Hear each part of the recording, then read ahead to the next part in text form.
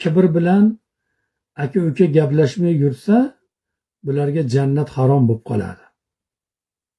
Opa singillar bir-birlariga yaxshi munosabatda bo'lishligi kerak. Shuning uchun o'sha nimalarda ham bu ma'ruzalarimiz chiqib ketgan, telegramlarda ham Firavn xudolik da'vosini qilgan, shayton Allohning dargohidan la'natlanib quvilgan. Shunda Firavn aytdiki, shayton borib Firavnning darvozasini taqillatdi. Ichkarida turib, kim u dedi. Shayton aytdiki, xudolik da'vosini qilasan-u, darvozangni oldida kim turganini bilmaysan.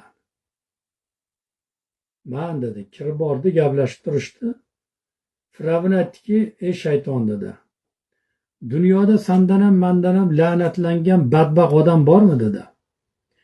Men xudolik da'vosini qildim, san dedi, Allohning dargohidan la'natlanib haydalding.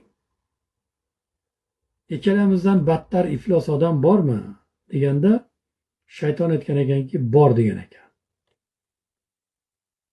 Kim deganda bitta ota-onadan tug'ilgan aka-uka, opa-singillar bir-birlari bilan gaplashmay yurganlari sandan ham mandan ham battarligiga hujjat o'sha degan ekanlar.